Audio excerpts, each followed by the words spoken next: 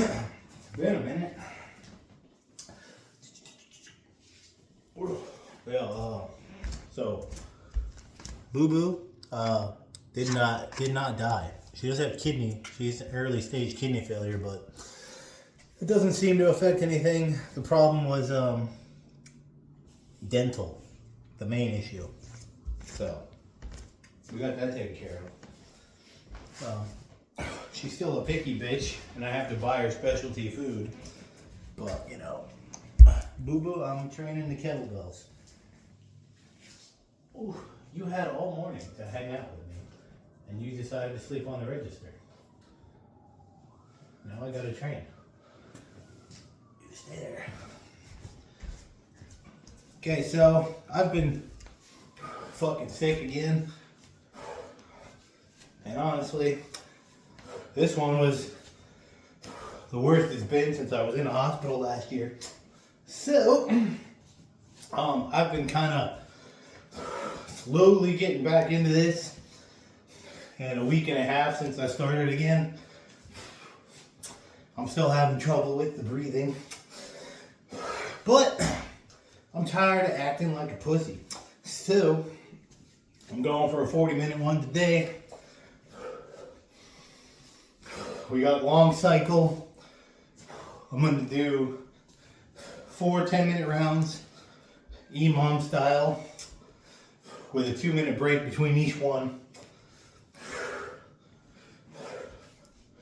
Starting with double 18s, so 80 pounds for 10 minutes at 8. Then double 20s. Or 90 pounds for 10 minutes at 7. And then I want to do double 24s for 2 10-minute rounds. With those double 24s, I may just do jerk though. Depends on how my forearm feels when I get to it. There you go, I opened the curtain, and more light for you.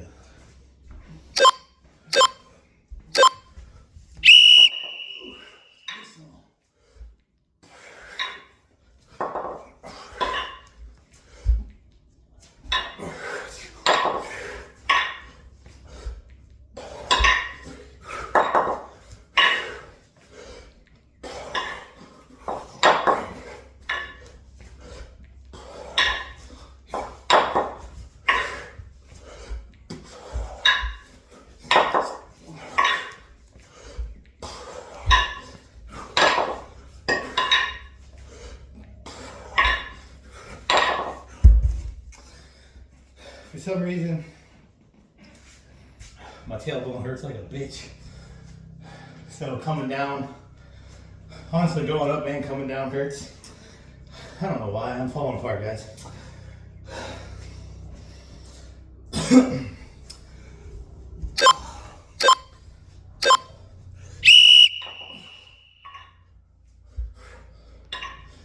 So,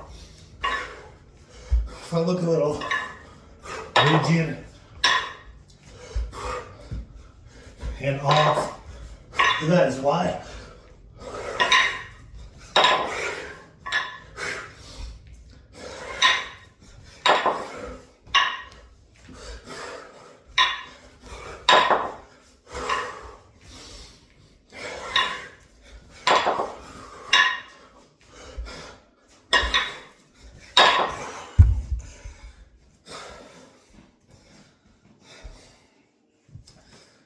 It's nice today here in the section of PA I live in. 60, 62, sunny, nice day.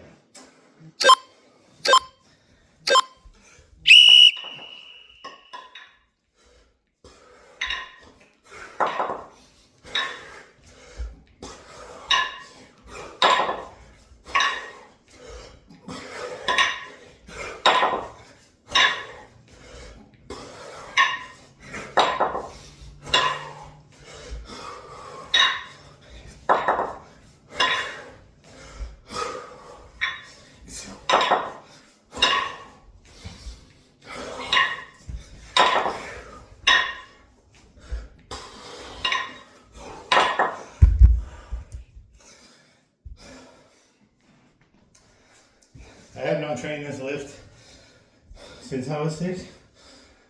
So it's been a week and a half since I felt well enough to start training.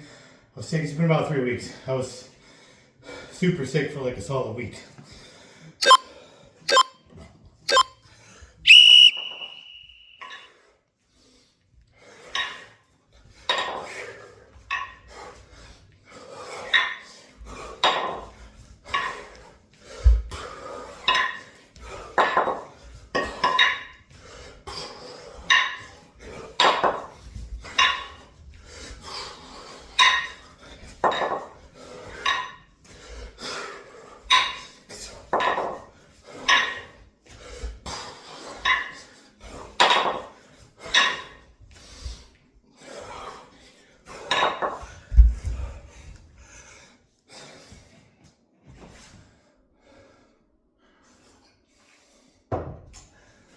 I have noticed that for a lot of people who train long cycle and compete, they don't actually train the clean. They just train the jerk and then do snatches.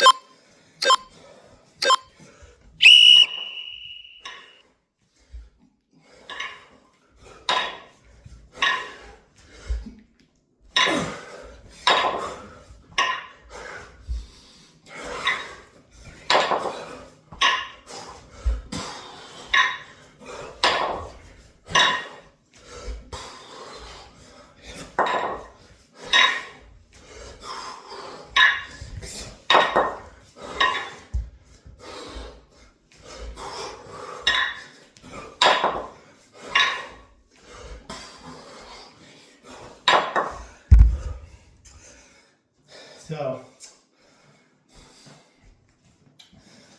I always feel like the strain in the forearms from doing the cleans is more intense than that of the snatch. So, that's why I always do the clean and jerk.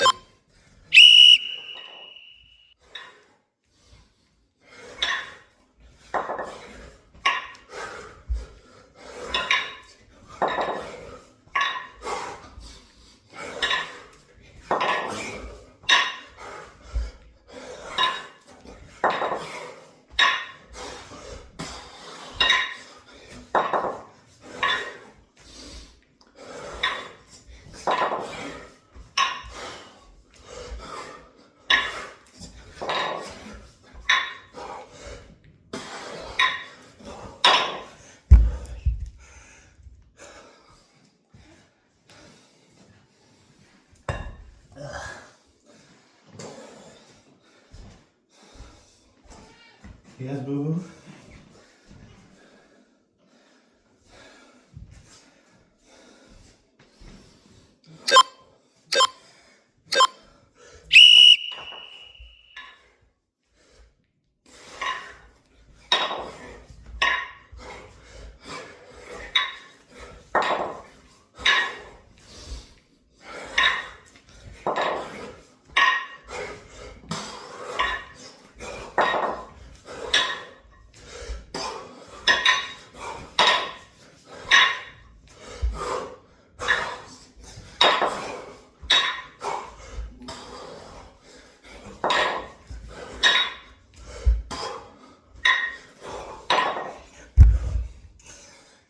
Right now,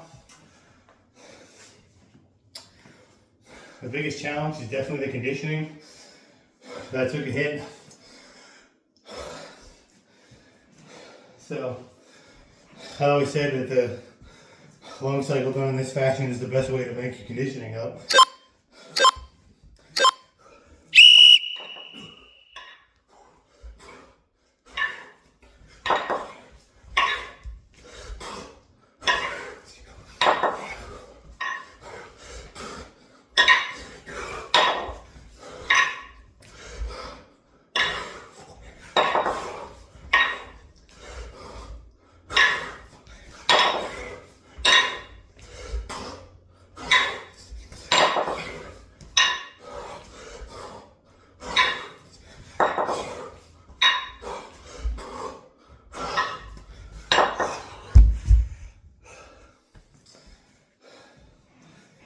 I think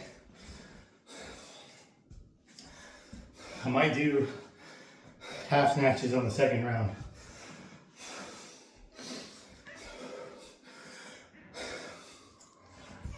And then go to the 20s.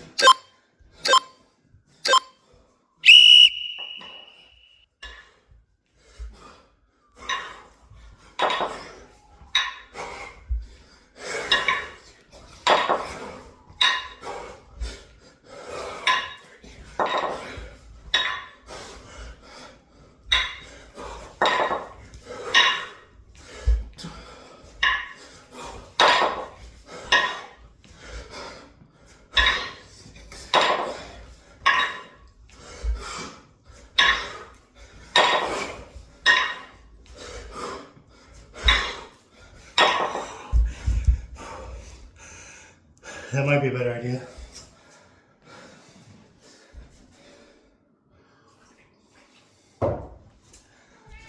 Ooh.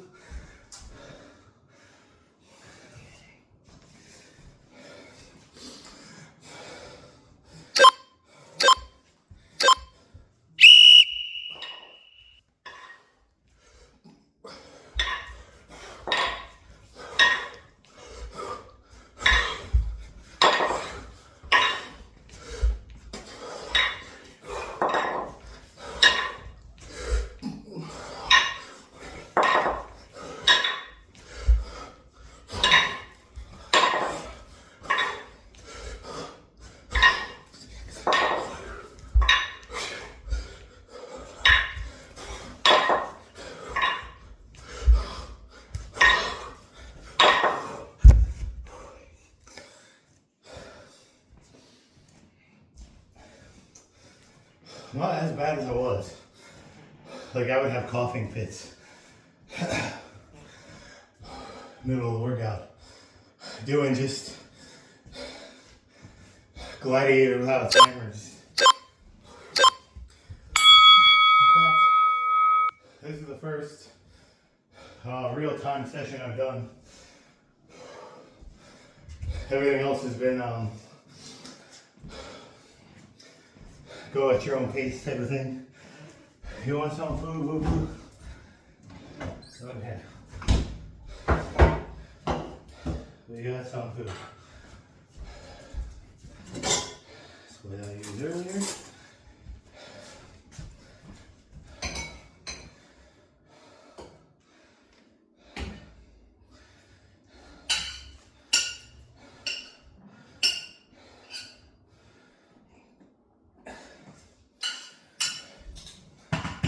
There you go.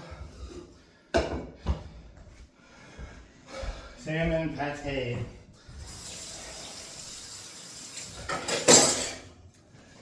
I don't give her a whole can because she doesn't eat it all at once.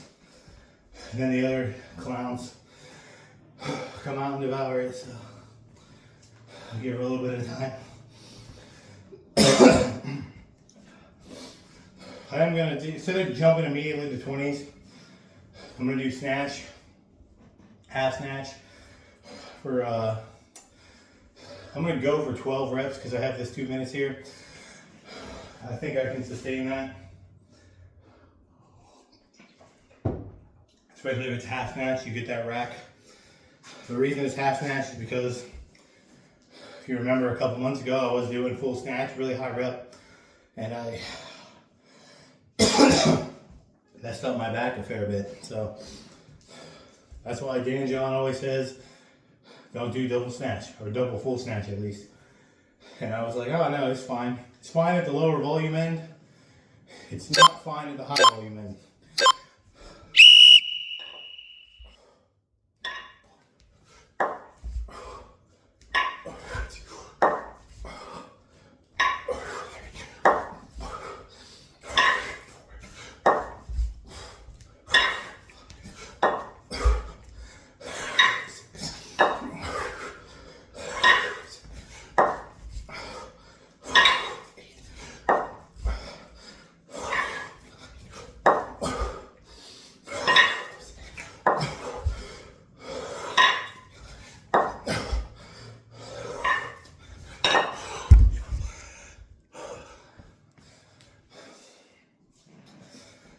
So that felt good.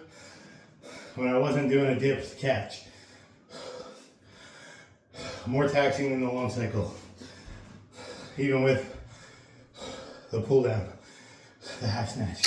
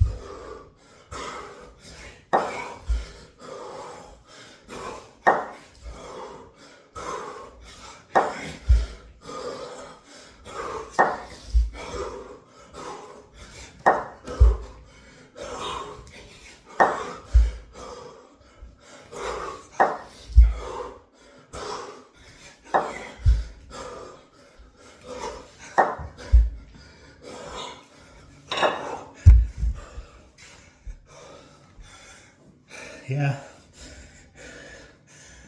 you can really get a feel for how deconditioned I am.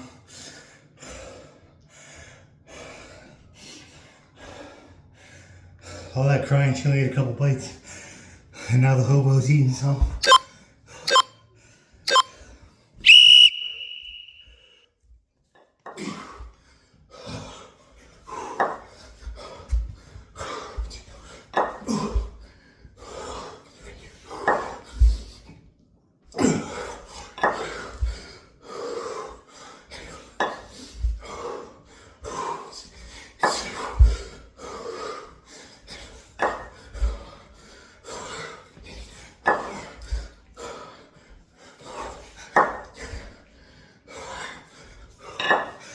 Alright, this 10.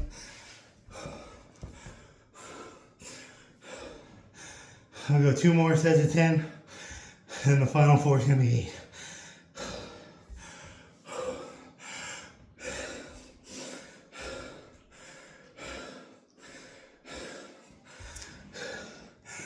That'll be 114 reps.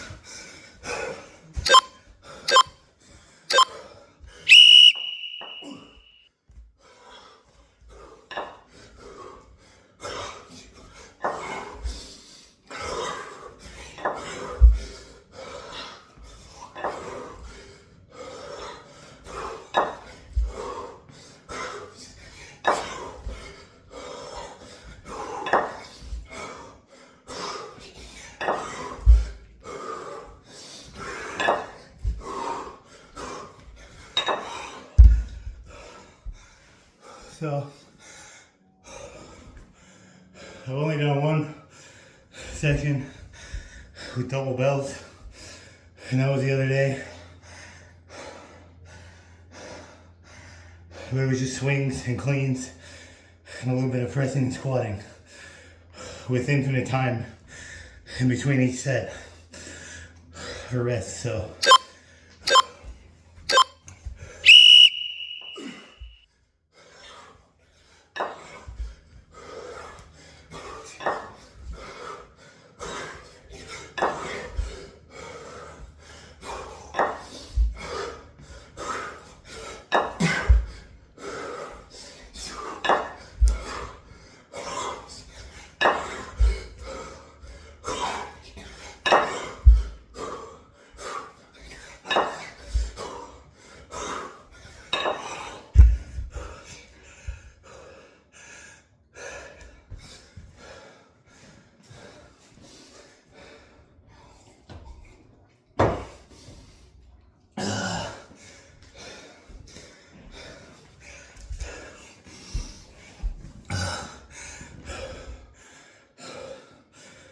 Yeah, I'm pretty deconditioned.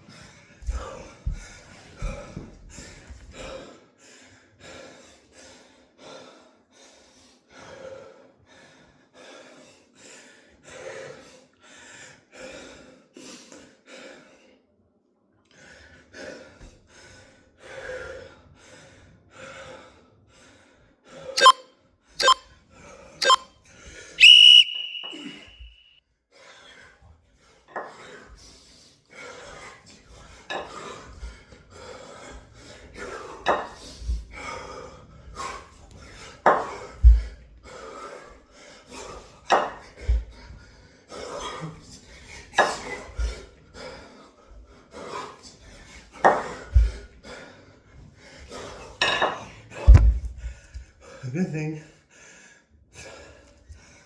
a nice thing,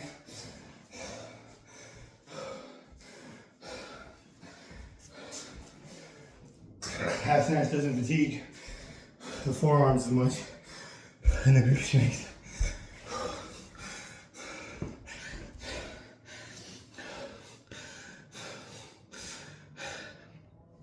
Damn, I have fallen pretty hard there, fellas.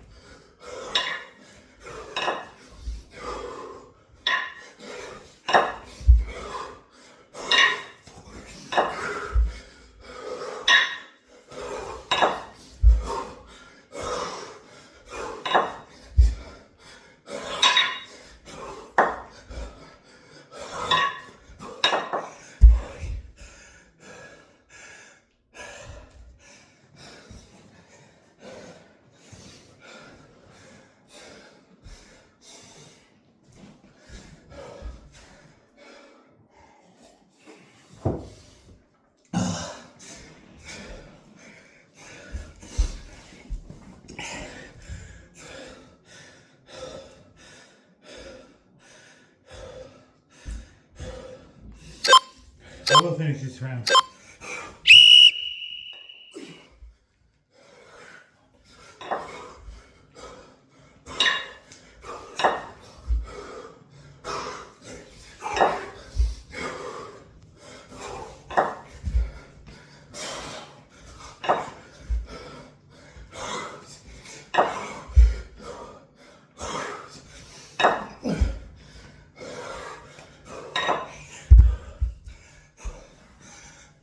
It's 114 reps of snatch in 10 minutes. Double, not my best, still pretty good. My best was 120. And that was without doing a long cycle beforehand. So I don't think this is my being sick still affecting me. I'm not coughing, I don't have to blow my nose or anything.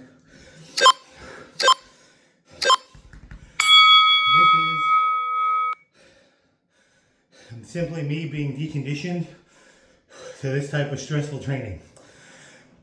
That's what this is.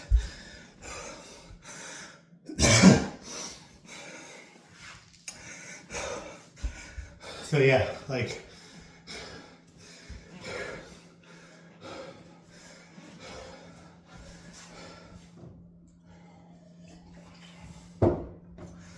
this is just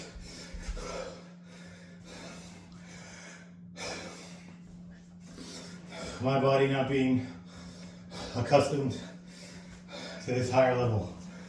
Because like I said, if you take a break from this type of conditioning, you lose it pretty quick. This is not something your body likes to acclimate to.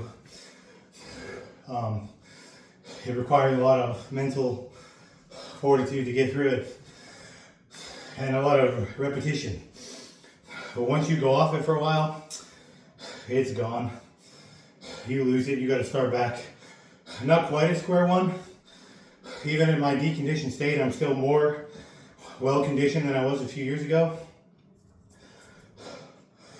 Believe it or not, there was a time when a single kettlebell clean and press ladder was taxing with no break for 5 reps. It's only 75 per arm. And the snatch one, I did single bell snatches the other day with a 20. In 10 minutes, I hit 186 reps, I think. Yeah. So I was only like maybe 40 reps off of my personal best in 10 minutes with that weight, which I wouldn't have been able to do a couple years ago. So this is not due to me being sick.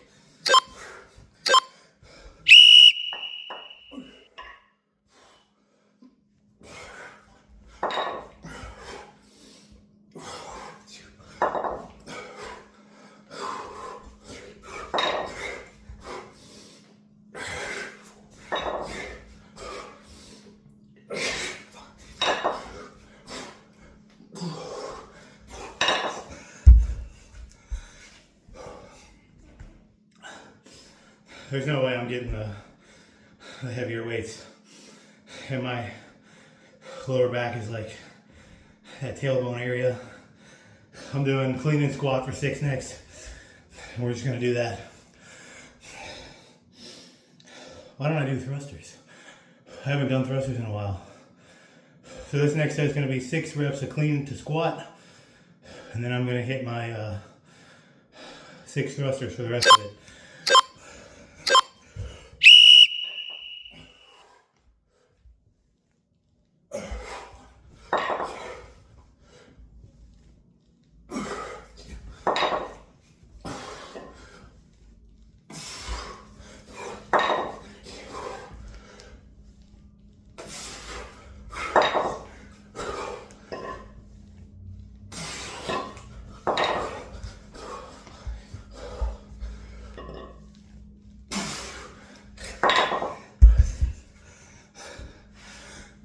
Oh, my fucking knees giving me fits.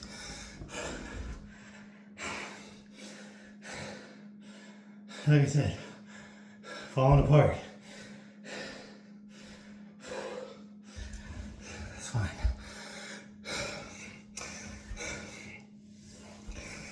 I'm just gonna do clean and press.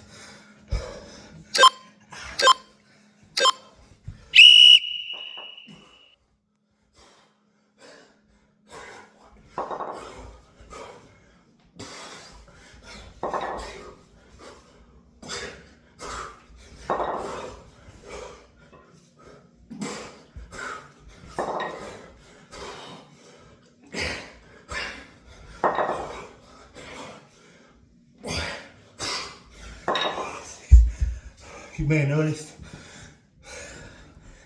that I held the bells more perpendicular.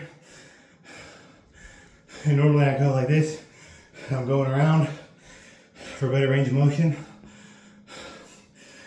I stopped because this shoulder was starting to feel a little, whereas in the more neutral grip, it wasn't. And that's a big benefit of kettlebells, especially with overhead stuff. They totally work around your body.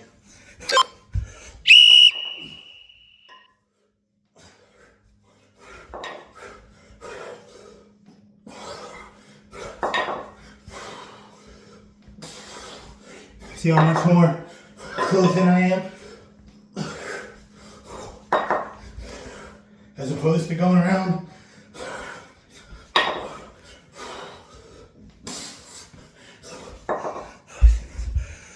It's a little bit easier on the shoulder joint, front delt, whatever.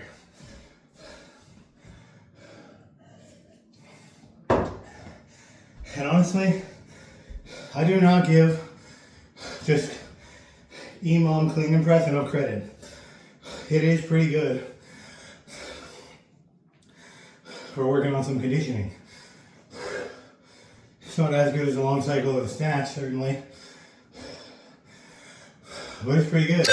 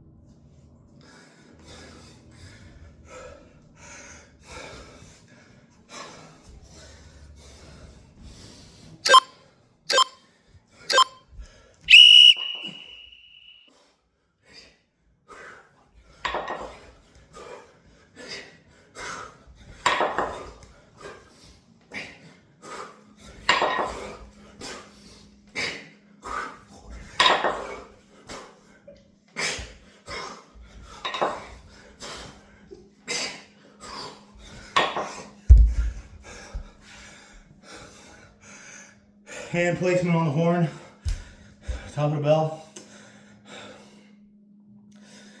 Also can help minimize or emphasize certain movement patterns. So when I'm going more on the inside, you'll notice I get a little more turn on my arm. It's a lot less stress on the shoulder than when I was more neutral and doing that, and more center.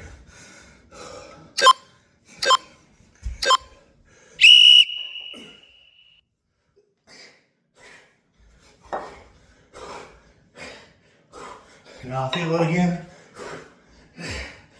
No, I don't.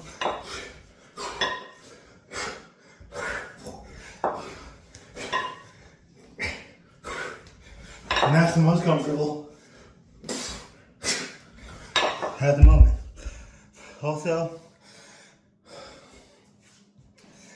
if you are wanting to incorporate the legs a little more on that, instead of doing a backswing, you clean them up, then you drop down and you get a little quad in there.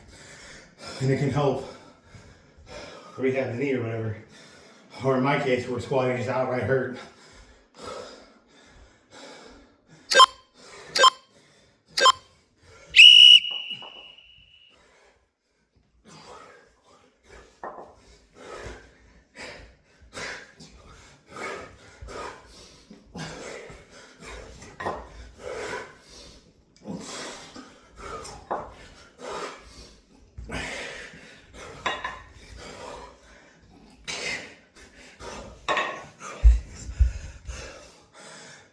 I have been doing a fair bit of squats on the few sessions I have done. And that's because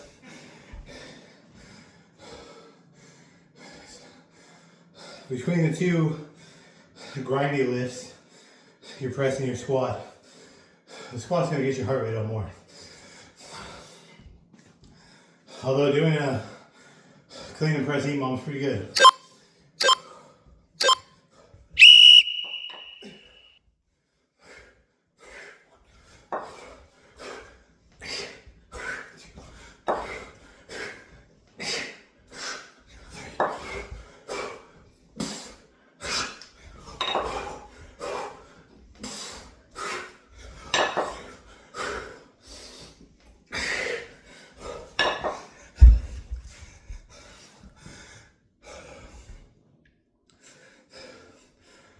This also goes to show how well your strength can actually hold up without really working on it all that hard. It's like the total opposite of like higher level conditioning. Once you build the neural adaptations for strength, they tend to stick around a really long time, even with minimal effort.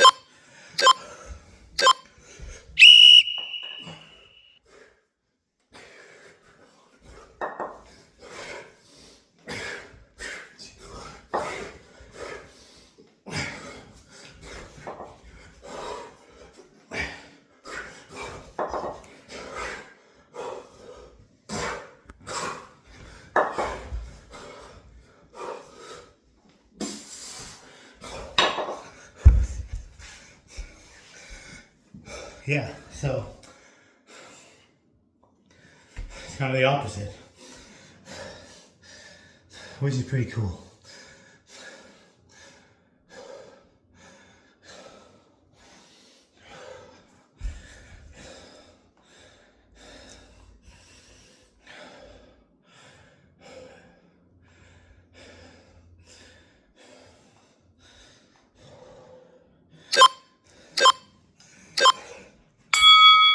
All right, 2 minutes.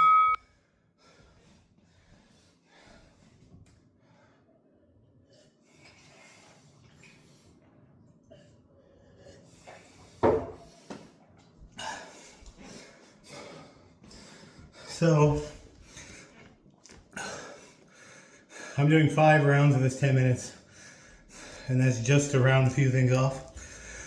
I'm gonna do 4 sets of 5 on long cycle, and then a set of 6 on snatch. So for this workout, I will have done 100 double long cycle reps, 120 double snatch, and then 60 cleans, 54 press, and 6 squats. So there we go. It's like 340 reps with double 18s. It's not the most. It's the most work that I have done, the most intense training I've done since before I was sick. So yeah, it's been about the most intense training in about 3.5 weeks. I was gonna go 40 minutes. It's gonna be a challenge to get these next 5 sets here. So, but I want to do that to get it right in my head, because yeah, I like it that way. Maybe I will do swings after, but I don't know.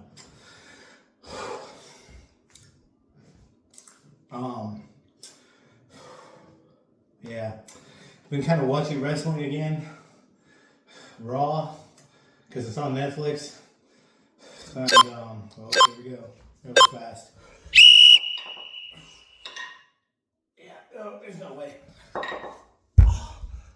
That tailbone just fucking locked up on me. All right.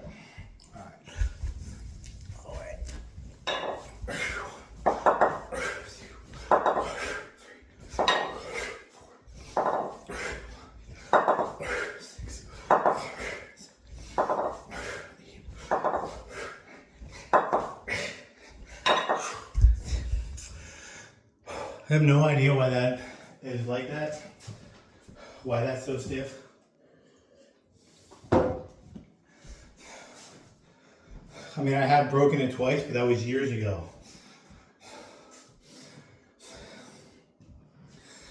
I say break, but it's compound fracture. But still.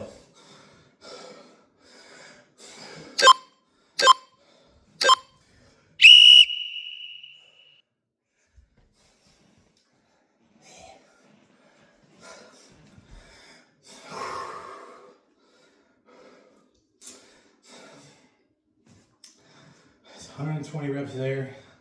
200. It was 314 reps plus the 10 swings. 324 total reps.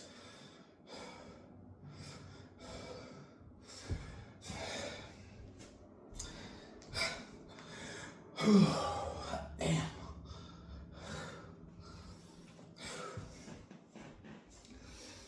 I really don't want to go to a doctor. I really don't. That shit's expensive, and I hate being there.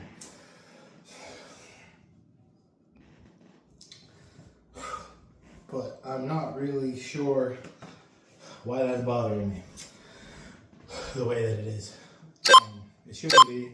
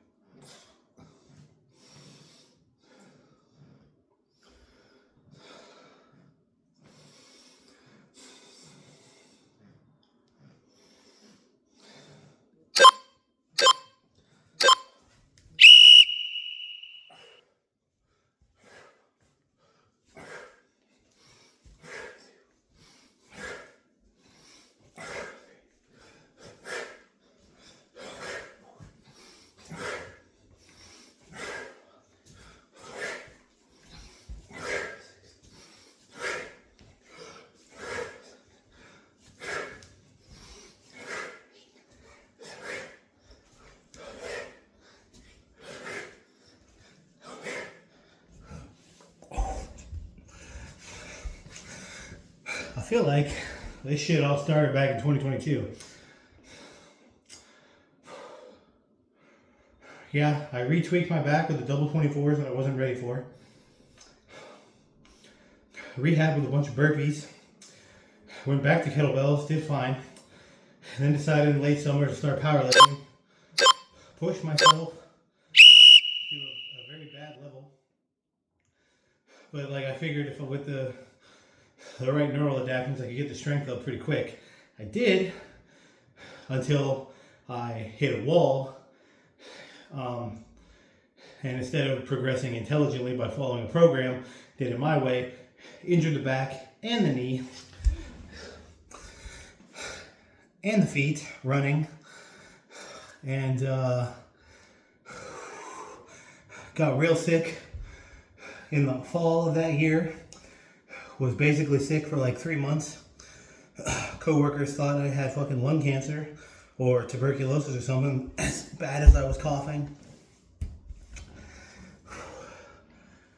And it's been downhill physically since that point. So if I could go back to 2022, I would just tell myself not to join the gym. Don't do the gym. Don't join the Y. That's what I would tell myself. Because I feel like that's when it started. A good chunk of it anyway. Now, that's probably not true. But I think, no, it probably was. Whatever, anyway, I'm starched, so to speak. Can't do it anymore. I am going to do deep resting squats here. Because I haven't done that in a minute. And that might be why I'm so stiff, honestly, now that I think about it. Because this doesn't just open up the hips and help the knee and all that. You kind of get that tailbone in there too. Y'all can see how deep I'm in this squat. I can't get this deep without a weight. So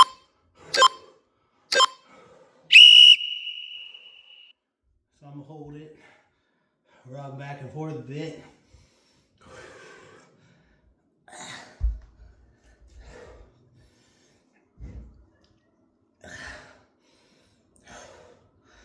I was doing these religiously. And then I felt better, and then I was like, all right, now I don't have to do that anymore. Stupid mistake. One good thing, I didn't lose any muscle.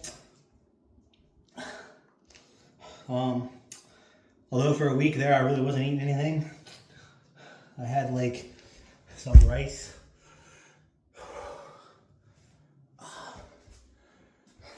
But after like 4 days, I was just eating everything, so I didn't really lose any. I mean, I lost some weight, but I gained it back. But that's fine. I don't want to lose weight because I'm sick and can't eat. That's cheating. If I'm going to lose weight, I want it to be from discipline and consistency, not illness or bulimia.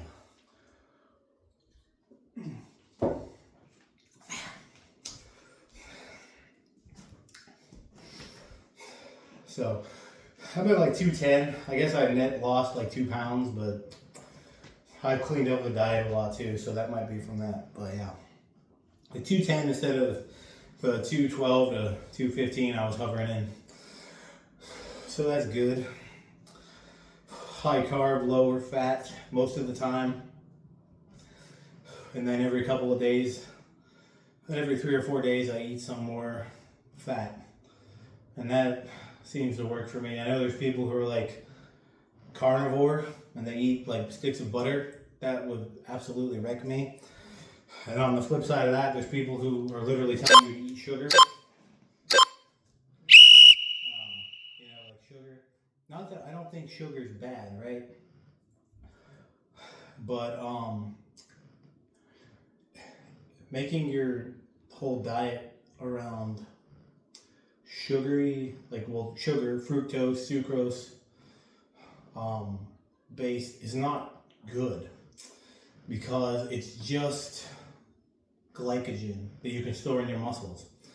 So like, if you train really hard, then yes, you can do that. I've done that.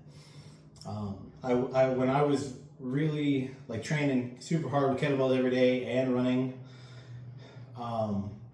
and doing all that body weight work, I was eating candy pretty much every single day. In addition to whole carb foods, protein, and fats. So that's the only way that I advocate that. And then once I stopped doing as much cardio work, when I started lifting weights, the candy I cut out entirely. And even now, because of constantly being sick and then the physical injuries on top of it, I've only been training like every other day, every 2 days. I don't eat candy at all.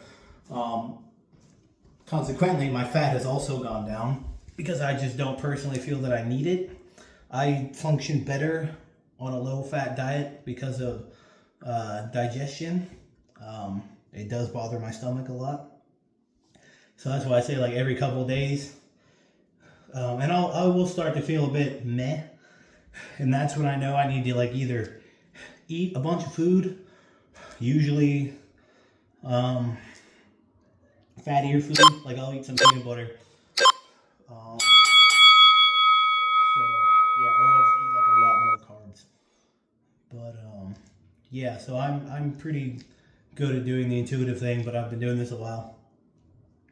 And yeah, so that approach has always worked for me. High carb, low fat for the most part, and then no sugars or anything unless I'm doing a lot more activity. If I can get to the point where I'm not sick all the time and can train every single day at the intensity that I was doing and would like to do, with various different, that's the thing too, like even if I train kettlebells every day, I probably, like when I was eating the candy every day, I was doing a lot of burpees, push-ups, I was doing weights. I mean, it's all on the fucking channel. So like I needed the extra energy, and that was pretty much daily until I ran myself into the ground and just needed a day off. I don't really train like that anymore because it's not sustainable. Especially not when you're sick all the time and your tailbone feels like it's gonna lock up and hurts doing any type of multi-joint explosive movement. Yeah, and your knee feels like it's gonna fall out and give out on you. And it's not worth training that hard, so I don't eat candy. Just basic nutritional shit. But I seen the Snake Diet guy promote that shit, And the last time I'd seen anything from him was like years ago, and he was all about carnivore. Before it was popular, honestly. He was eating meat and eggs every day. And now he's on the whole sugar thing. So, you know, take that with a grain of salt. I like a Whole Foods, plant-based diet, low fat, high carb. Works better for me. Moderate protein. And then every few days I eat more fats. Like I like tortilla chips once in a while. That's kind of a snack. Or I'll have some peanut butter, like I said. And just doing that intuitively, I got the leanest I've ever been. My blood sugar was the best it ever was. My fasted blood sugar at the time was like 47, 48. Like I would eat rice, beans, and baked potatoes, and my blood sugar would be in the low 90s. So that was about after a year or so being like super strict high carb vegan. My blood sugar was excellent. So now, the last time I tested, it tends to run between, the fasted blood sugar tends to be around 85, 95. And then when I eat the high carb food, it hits maybe the 120s, which is still pretty damn good compared to a lot of people. It's just not as good as it was. And that really goes to show how eating high fat and high carb can mess with your blood sugar and all that stuff. It's really not as simple as they tell you, when it's just calories in, calories out, blah, blah, blah. It's not that simple.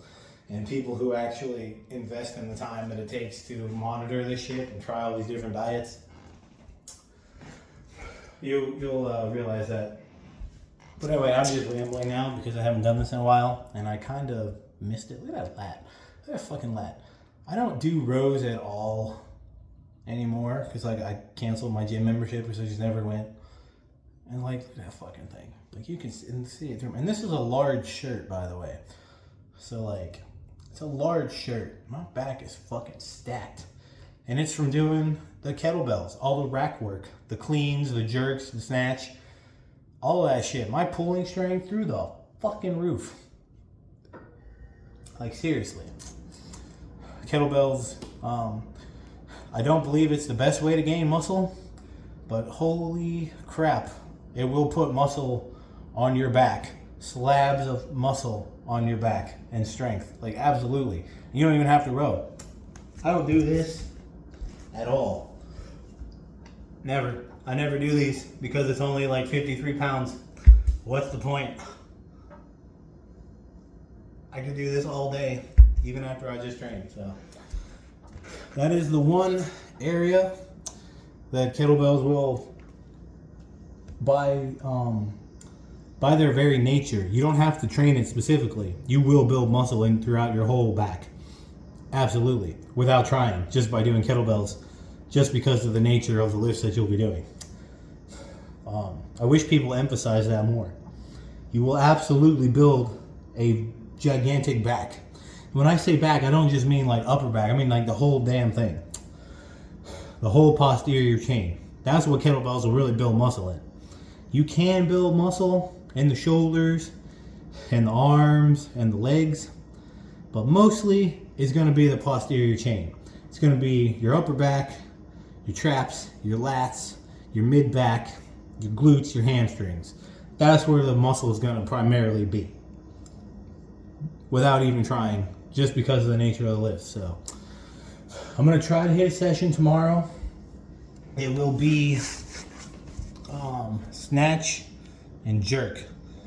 Single snatch with a 20 for, 10 minutes of 7 or 8, maybe a mixer of both per arm. And then it's going to be the rest 2 minutes. Double jerk with the 24 is the plan. And then do 2 rounds of each. So we'll see. It's going to depend on the tailbone, how bad that hurts. I think it might just be stiff from not really moving in that way. Because this is another thing I said.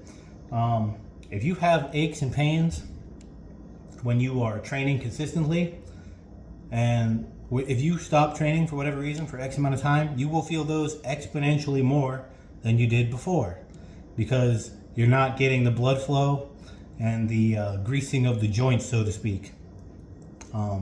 So that will flare up, and that's probably what happens, because I still don't sit a lot throughout the day. Like I don't, like, even when I was like sick there, and like I was so sick, like standing at my desk to play fucking Elden Ring or Dark Souls or check emails and whatever the fuck. I can only do it for like half an hour at a time before I was like, I gotta lay down. Like, but I don't sit throughout the day. I don't ever sit, except, you know, right now, because somebody will probably say that. But yeah, I don't sit. Like, I have a standing desk. If I'm tired, I lay down, or I'll squat down, and I'll do that deep resting squat. I haven't been doing that as much, but that's how I kind of chill, so to speak. And then if I'm at work and if I happen to get a break, I'll go and eat, and I'll sit down for that. But yeah, okay, that's it. It's been almost an hour. I didn't get quite done what I wanted to do, but I don't believe that was because of being sick. That really felt like just general deconditioning, not used to that type of training. Like I said, that has been the most intense workout I've done, 3.5 to 4 weeks. So there we go. Peace.